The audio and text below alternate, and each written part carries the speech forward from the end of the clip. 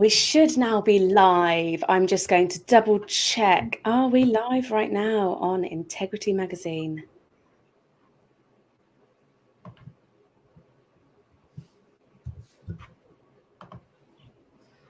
Fingers crossed, fingers crossed.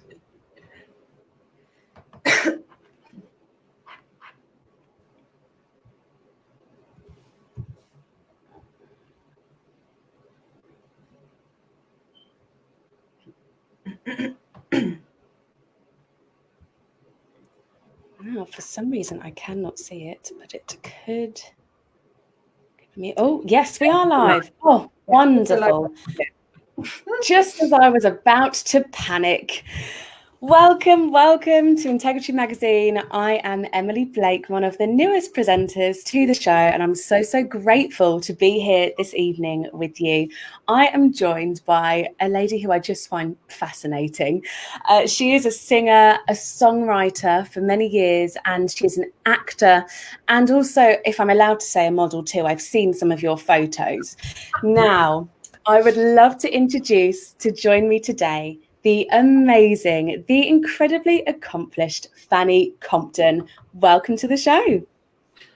Thank you very much for that introduction. Thank you. Oh, you're welcome. I mean, I could go on and on and on because you really have done so many things and so many different things. And I'd love it if you could just introduce yourself. Just tell us a little bit more about you. That's a loaded question right there. Just no pressure. Well, I think you've done the bulk of it. I'm an actress, as say, recording artist, more recently, that is. And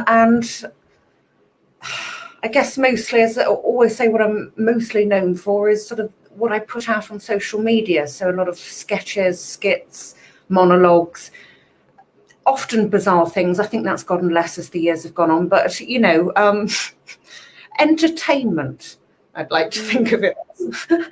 So yeah, that's what I do currently. Yeah, you are definitely an entertainer. To me, it seems very natural, something that you have done for forever. Is that true? Have you always sort of felt like an entertainer from when you were younger?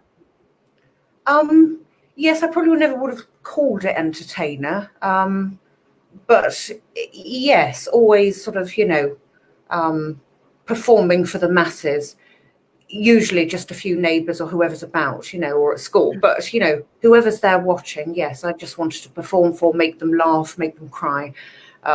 So, yeah, and then I went to a stage school quite young, and it started there. It's never stopped since. Brilliant. So it was a passion that was kind of realised from a young age. Do you remember what it was that actually got you interested in that? I don't remember one particular thing, but as I say, I was sort of in stage school quite early on. You just felt a belonging, you know. I felt that I belonged there. This was my vocation, and I have done for as long as I remember. It's what I was kind of born to do. Yeah. I love that. And it's quite rare to really know what you want to do. And, you know, a lot of people do sort of struggle with this going through life. So it is quite rare and amazing that you had that, you know, whatever it was that sort of gave you that drive to do what you love. So was it the singing or the acting? What came first? I know it's a difficult question, this, but which one came first? Yeah, it's a chicken or egg, that. I remember probably earliest on is writing poetry and writing songs and recording, always walking around as a child with a tape recorder. I could just, you know, carry around and recording songs off the radio and then doing harmonies. That was a big love of mine. So it was always, I suppose, yeah, always about words. First and foremost, writing things, spoken word, all of that sort of thing, and recording. I was obsessed with recording myself. I still am, actually, thinking about it. But yes, that's where it kind of, I guess, I don't know, started. I just remember that very early on, writing songs, writing poems, harmonizing, and dreaming about being on that stage and everybody listening to what I was putting out. I can totally relate to that, Fanny. Absolutely. Me and my Yeah. younger sister used to harmonise and sing all the time, and I always, as well, had that big want to be on a stage. Mm-hmm. So, Yes. tell us what you've done. Sort of, I'm looking at what you've done recently. It's all fantastic. It's so funny, the different characters that you do. But what are your favourite things that you have done? So, think about your whole career. What are some of the big standout moments for you personally? I don't know if I've had enough standout moments yet to to relate to that question, but they're coming. They're coming. But I certainly had favourite roles. You know, and they always lean towards the gritty, dark, raw, uncomfortable, you know, kind of characters. That they're what I favour. But I don't know. What was the question again? So yeah, I mean, you've pretty much answered it. You said that you really like doing these gritty kind of roles. I really wanted to find out what your favourite types of pieces are to work on. Yeah, well, I really like doing high drama, or alternatively, I like doing sort of farcical comedy or sort of Oscar Wilde type comedy. I enjoy that very much, heightened sort of stuff, either end of the spectrum. So if it's comedy, you know, I enjoy playing simpletons. Is that a word that people use anymore? I know what you mean. I don't really know how else to put it, but I actually I daren't say anymore. But yeah, yeah. There's a simpler frame of reference, shall we say, in my life. I Yeah. enjoy doing those. Yeah. So yeah, and I mean, if you were to refer it to a sort of a program, maybe something like sort of Shameless, the characters in that, or maybe that Yes, caliber, yes. heightened. Yes. Almost like the Catherine Tate sort of face Yeah. bothered, that sort of thing, maybe. Yeah, of course, exactly. Yeah, as long as it's ingrained in truth. But yeah, absolutely. Okay, well, that's interesting. So, do you sort of base your characters on maybe people that you have seen then?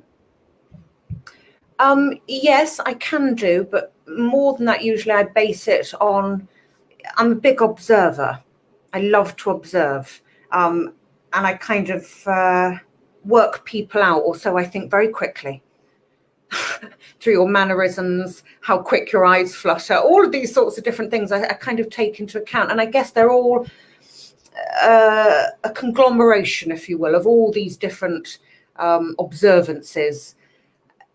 You know, there's always a stereotype of people, isn't there, of characters? And I guess I go with that, but always, as I say, ingrained in truth.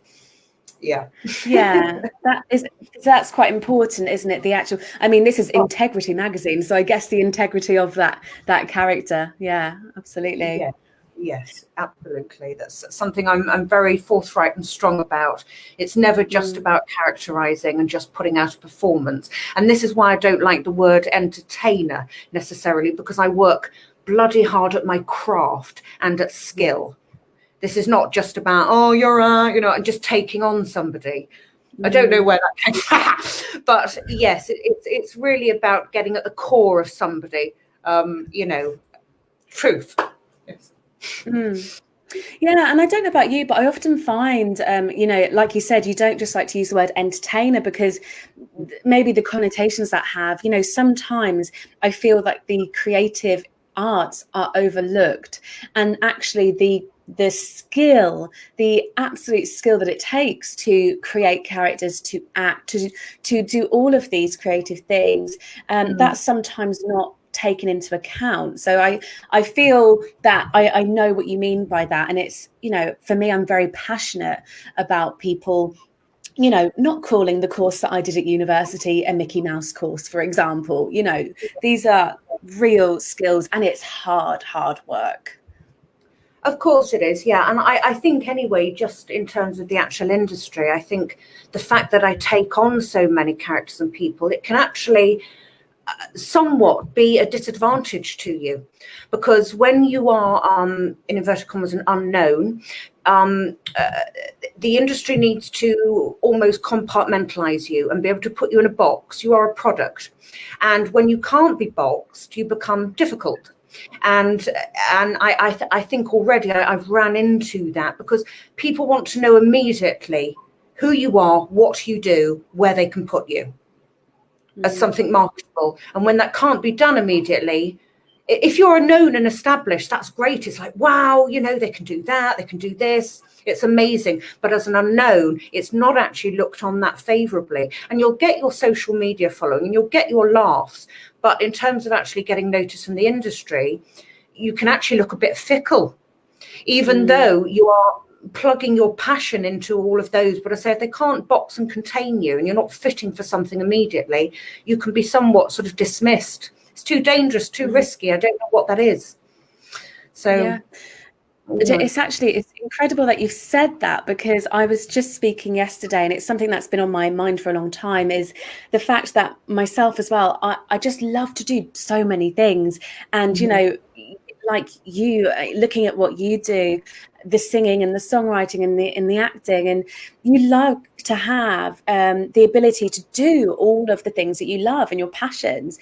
But I personally too have struggled with this, not being able to be put in a box. You know, it's, people always say, well, what are you then? Plus size model, singer, actress, presenter, what is it? And you just want to scream, well, I'm all of those things. But you're absolutely right. That is unfortunately a bit of a danger, isn't it, in this industry, where everything is so cutthroat and you're in or you're out. And it's thanks for raising that point, because that actually means quite a bit to me at this moment as well. What have you done to try and just say, once you are through that door, I think things are somewhat easier and you're more respected and acknowledged for everything you do, you know, as a whole. Yeah. But you have to start off sort of more narrowed down, have that niche and build yourself up. Yeah. Yes. So tell us, you have been a busy bunny, haven't you, over lockdown? You know, you haven't just sat down and thought, oh, well, no work. You've been really at it. You've created your very own sort of TV series. I mean, it's incredible what you've accomplished. And also, Fanny, I noticed that you had a short hospital stay and you were still working. Yeah. It's been a bad year, actually, in terms of things kicking off. But, you know, I'm banking on this year being the bad year so that it's all out of the way. So next year's going to be bloody amazing. That's what I'm banking on. But yes, I have been busy. So in December of last year, I just wrapped up filming on a television pilot, which I'm hoping to get commissioned at some point. It's still in post-production. It's been a nightmare from beginning till end, but you know, we'll get there. But so yes, I've been sort of trying to sort that out, which has taken up so very much of my time, you know, trying to get that out of post-production. And then yes, lockdown has happened. And yes, I started this Lockdown Lifeline, which is an online series. It was an experiment that I set out to do, to see if it were possible to make a television worthy program whilst all actors were in quarantine. The answer to that, looking back now, is probably not. But it was an experiment. You know, it's about trial and error. But I'm still proud of what we have achieved, and it has gotten better on each episode. And I think that's what's important with any work you do, is it improving markedly each time rather than just staying on you know, so yes, I'm proud of it. I'm proud of where we got with it. It's been extremely hard work. But yeah, I'm proud. So, and it's on the festival route now as well. So, oh, brilliant. Well, yeah, I mean, that's, you said, you know, if things can work from home on that sort of scale. But if they're on their way to festivals, I think that's a good sign. I think that's showing that you did create something that was really worthy. How difficult has it been? Because obviously, was it last year you were sort of on set for a TV advert for I can't pronounce the name of the car brand. It starts with D. Dacia. That's the one, Dacia. I didn't want to get it wrong. So you were on this set, and obviously everything is out of this world, isn't it, on productions like that? And then trying to film from home. What's the difference? What are the struggles, and what have you found that has helped you through it all?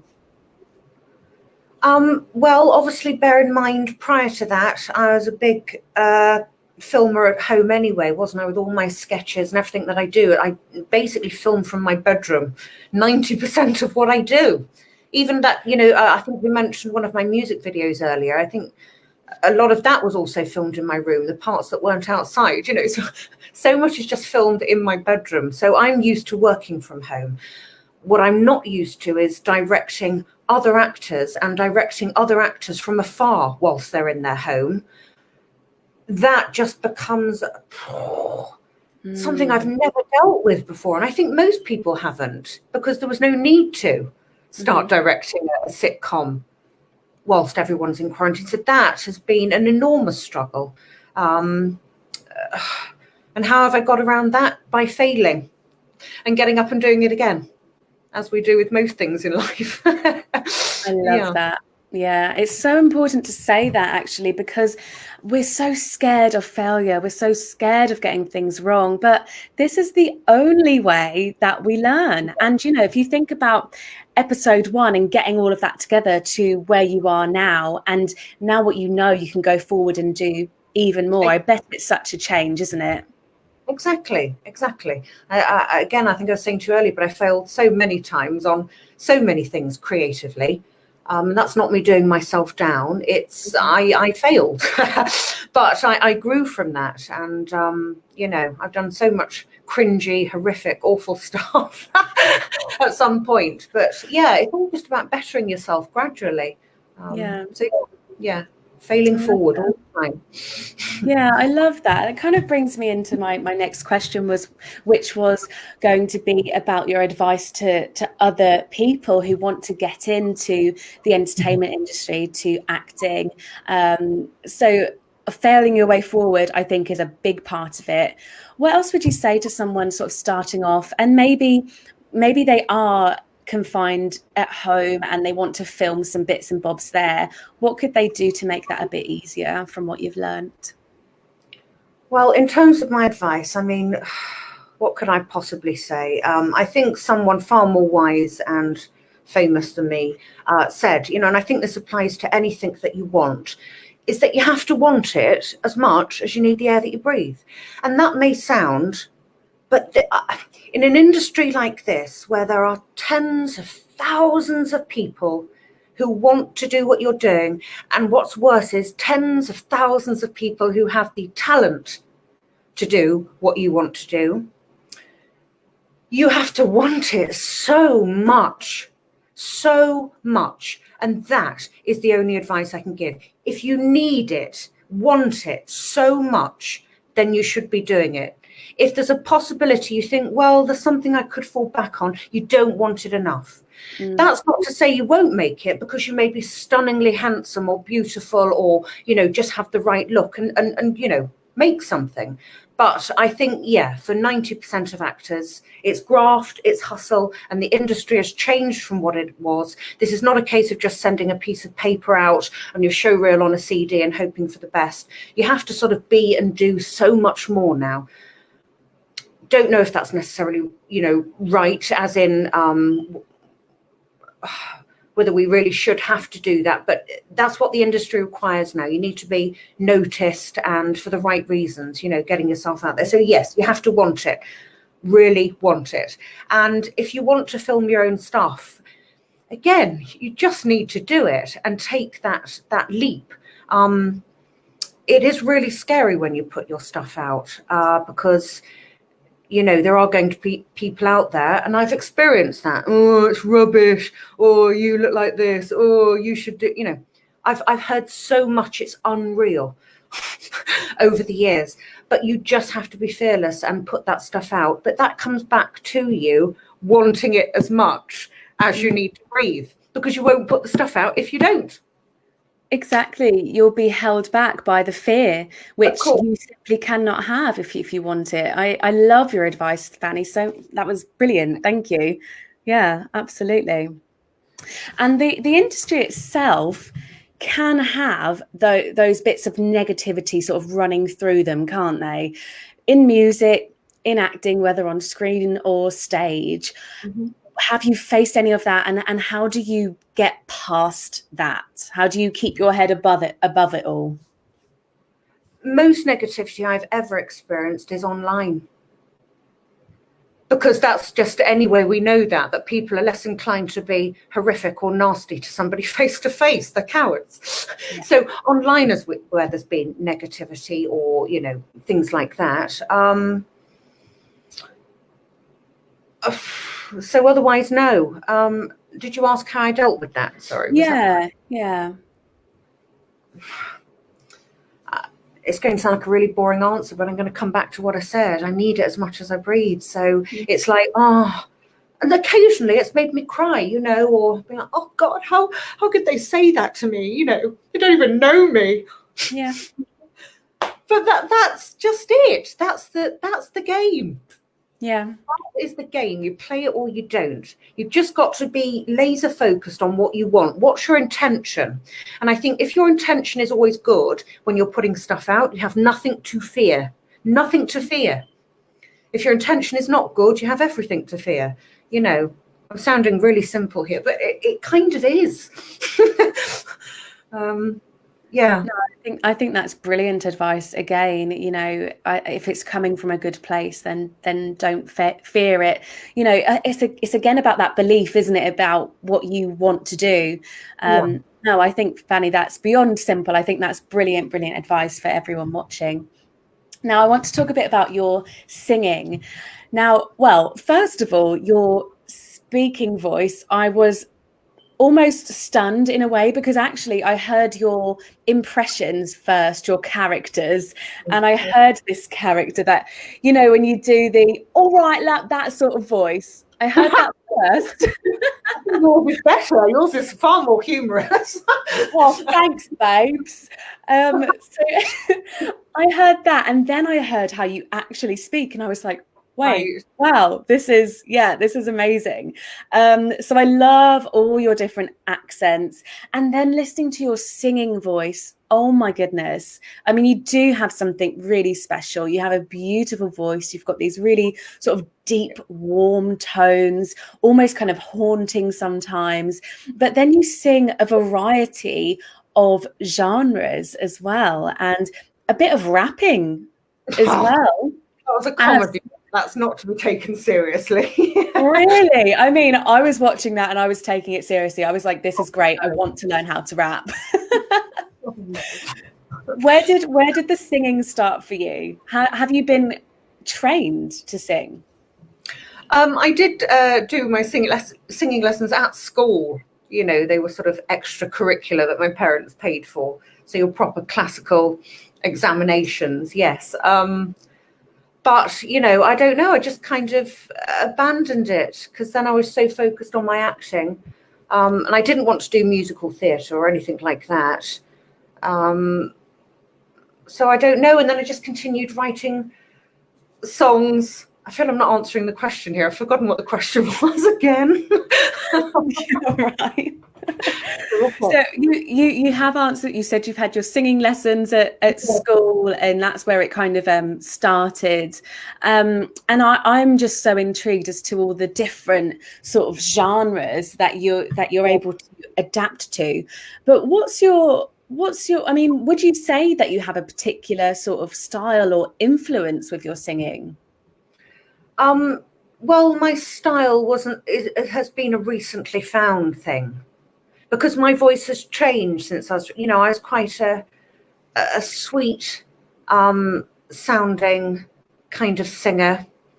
And I think possibly a bit of smoking has, contributed to my lower tones. Your huskiness, darling. Yes, and that kind of lent itself then, because you have a different range.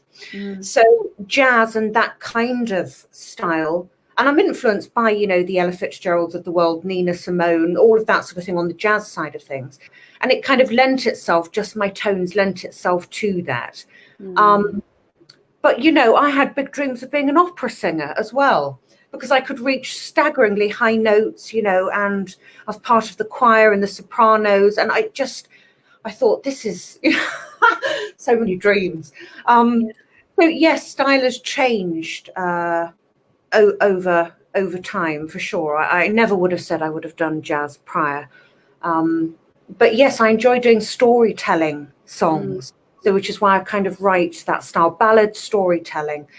But again, like with my characters, I like doing all different genres and changing the sound of my voice. So most of my songs, there'll be a kind of different sound to it. Just in opening the mouth and sounding sweeter, or making it quite husky, and changing those different ways of singing. Because I think, well, most artists always stick to one defined way, don't they? And you know who that is. And I think, well, why not mix it up a bit? Like, oh, who's that? Because you can create different sounds and tones. So why wouldn't you use that? So yeah. I agree. And that's another huge skill in itself, isn't it? So why not show that off? It's incredible to be able to do that. Are you working on any music at the moment? I don't know. I've had a bit of a lull of late. I've got about 3 or 4 songs which are 3/4 written, and I don't want to finish them, which is unusual for me. I'm just like, so I've kind of left those rather than pushing it. But I mean, I've got probably about 10 songs that still need recording back at the recording studio. Wow. 10 or 11 songs still waiting to be done. So I'd really like to get in and get one done this year, recorded. Then get creative with my own music video again. I loved your video. I mean, it's incredible. I can't believe that was shot on an iPhone. That's brilliant, and testament to what amazing technology we have nowadays at our fingertips. And you can make a fully fledged music video. It looks great. And I mean, if someone like me, you say you've got 10 songs kind of in the background, to me, I'm like, wow, this is amazing. I have written, in the past few weeks, I've written 2.5 songs, but I've only got the first verse and half a chorus. What can I do? What will actually help me to get in that mood? And, for anyone who's watching who really would love to be able to write a song. I mean, we spoke earlier and you said it was about how you kind of felt at the time and it's your emotions. But, what can we actually do if there's no sort of strong feeling, perhaps? That's such a difficult one to answer. I think any creative, I'm so sorry. Alexa, stop. Sorry. We're not talking to you, Alexa. Alexa, stop.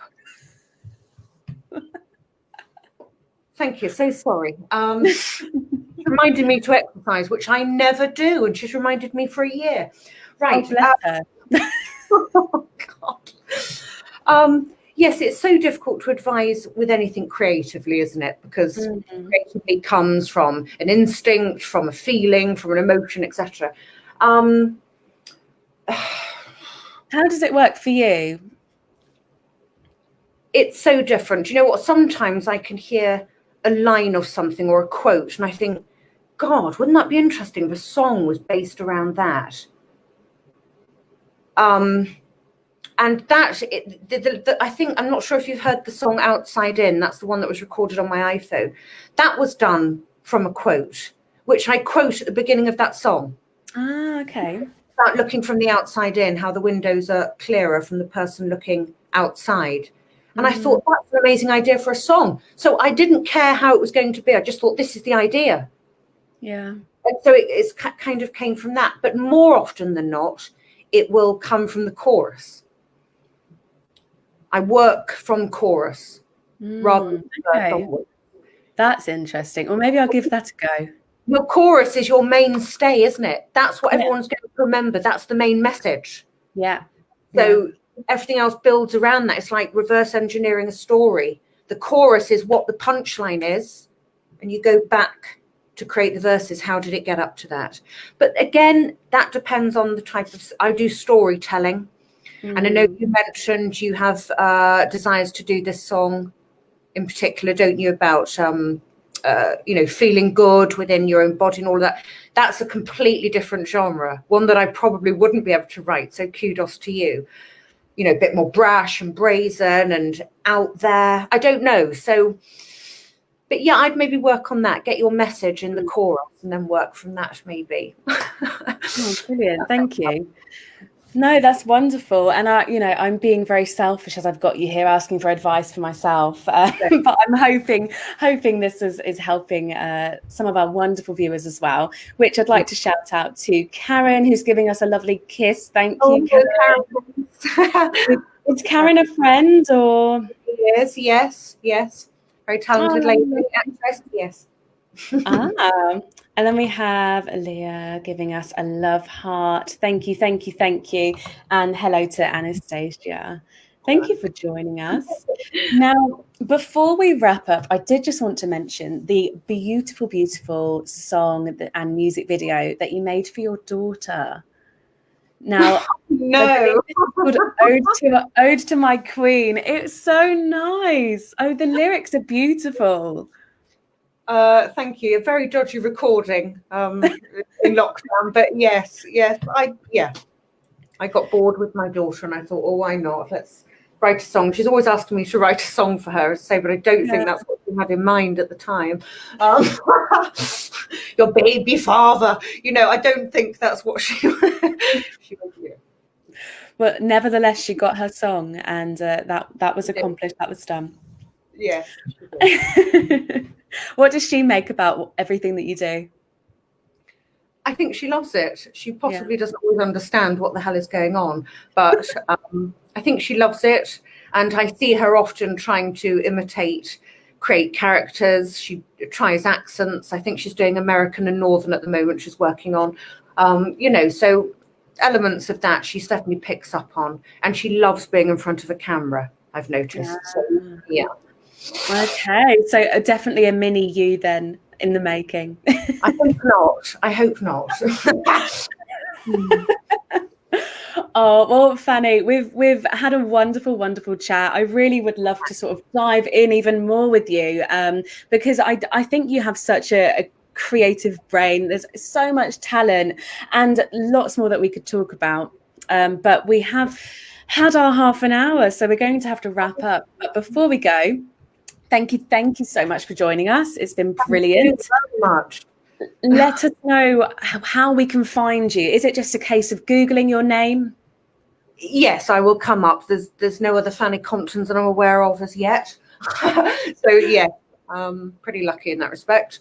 And I'm on all social media platforms: Facebook, LinkedIn, Instagram, YouTube, Twitter, and various others that I've probably forgotten about, that I've signed up to over the years and are no longer actually working. So yes, I'm all over.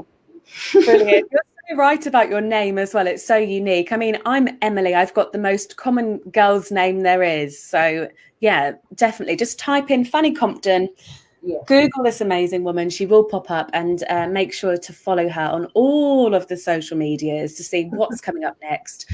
I mean, I'm hooked. I'm going to be seeing what you're doing next and looking forward to all of the amazing things that you get up to, Fanny.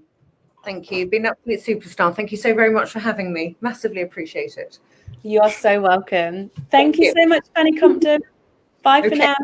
Bye-bye.